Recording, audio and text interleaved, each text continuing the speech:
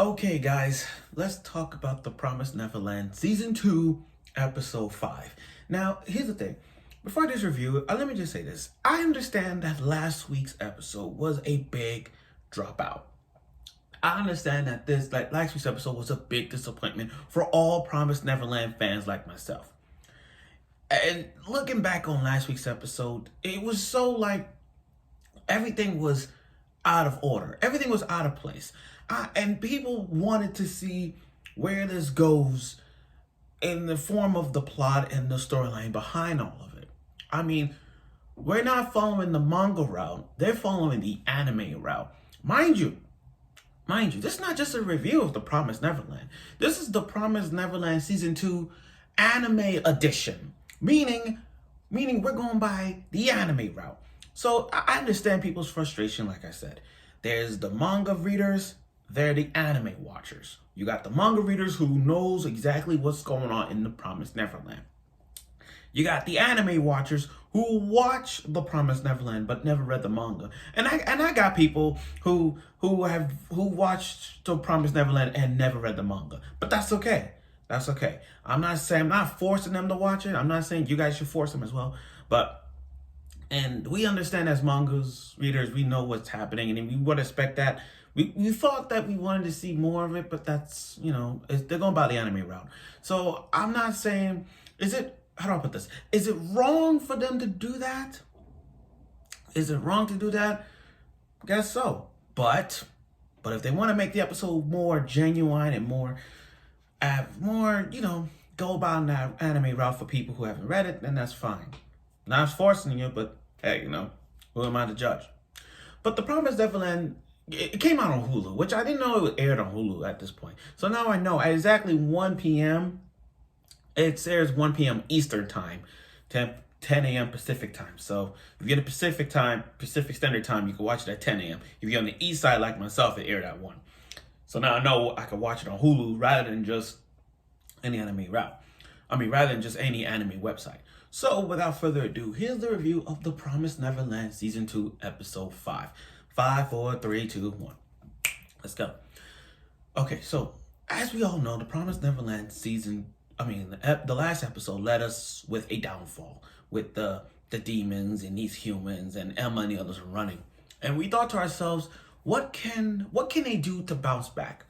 What can they do to fix the mistakes they did by not adding all the elements from when they're in the bunker? Like the guy, like the mister, or them with guns. And where did this lead to?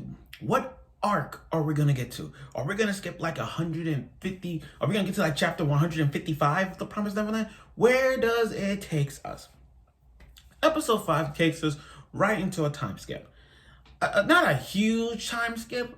Not like a big time skip. More like 6 months at best, or to a year. That's how much of a time skip we got. So we get to see the lives of demons. And now we're looking at this. Oh, and by the way, I will do my best not to spoil anything from the manga because most people haven't read the manga. However, I'll put a little bit of tweaks into it when the time comes. But if I'm doing my review on the anime side, not the manga side, I'm going to do this right now from the anime side. So we look at the demons in the village. You're looking at these demons, they look like a standard village.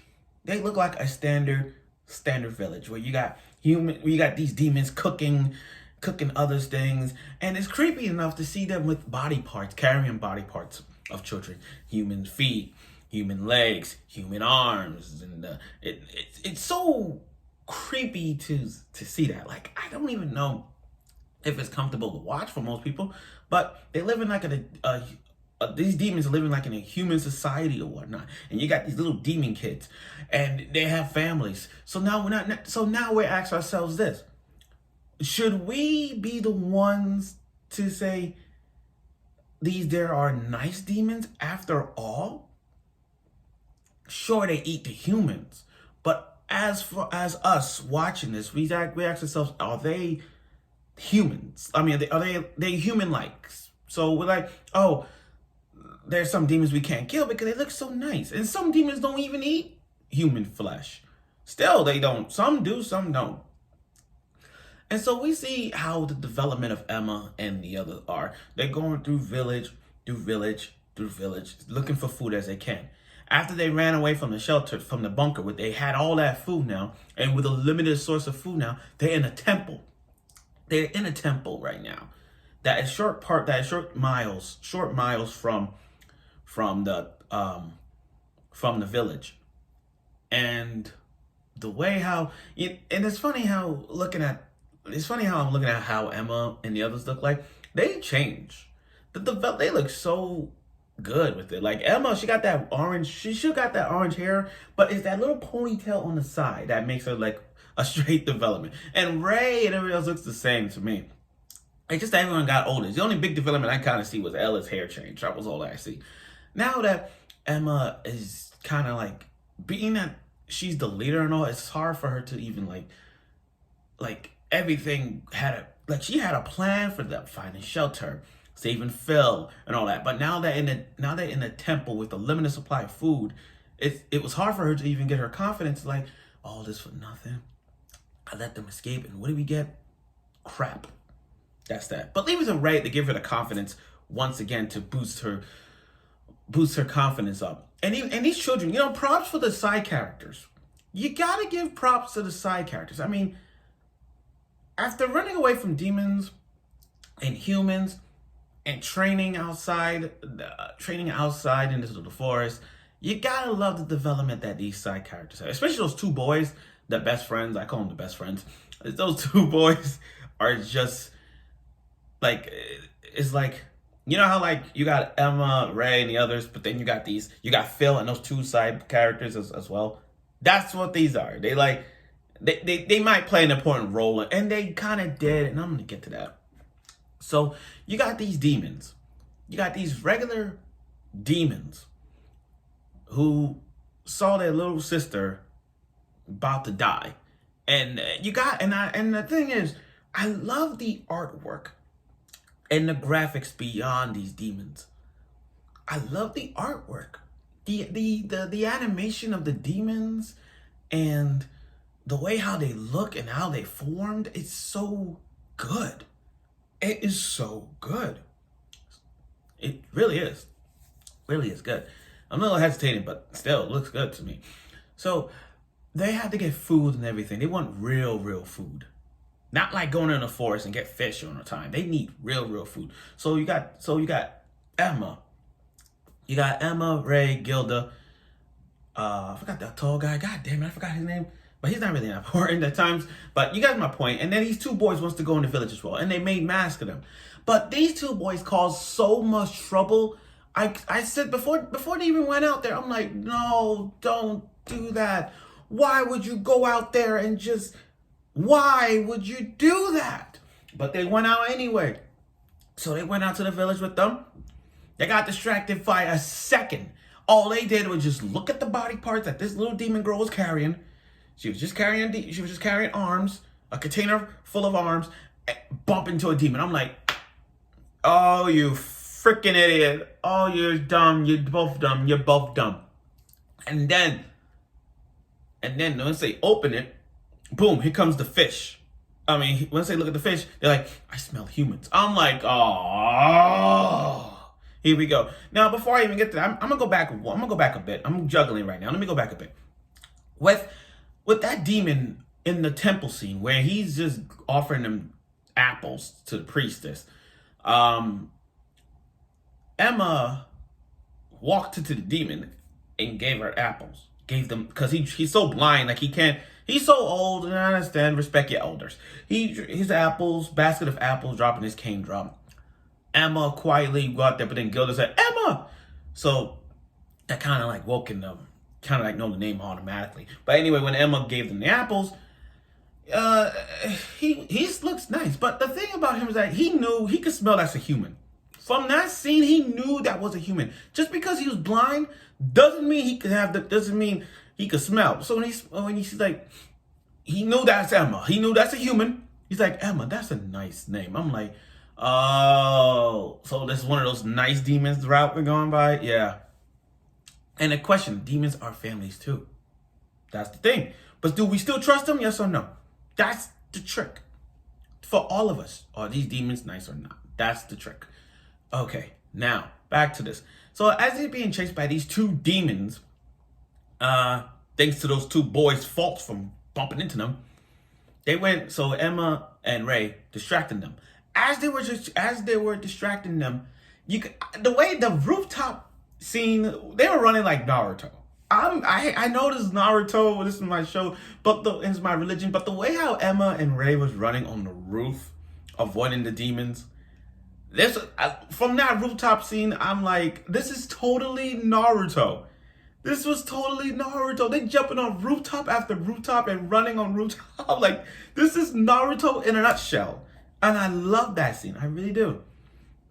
Now, as the others were escaping, they bump into these other people walking past by them. So you could tell that something's wrong with them. But it wasn't enough. So as they escape, you got these two demons got to the end where Emma and Norman is. I said Norman because he's back. But when Ray and Emma got to the end, they stumbled upon these other demons who they thought they were demons. But then the other two demons came in and just killed them. Now, and by kill, they killed those two demons, and that blood animation was really spot on. Again, really spot on. But then at that moment when they said Emma, Ray, once he took off that demon mask off, Norman, that's right. The band is back together. The big three is back. The big three is back. It's like one of those songs, those old classic songs. Like like reunited and it feels so good. That's what it felt like. So when you saw that scene with Norman coming back, you know that Emma and Ray are so happy to see their longtime friend coming back. Not like how Naruto does it when Naruto and Sakura first counter Sasuke. I mean, that's their reaction of the big three. But when you look at this big three, it's nice to see Norman back on this. Now, here's the difference.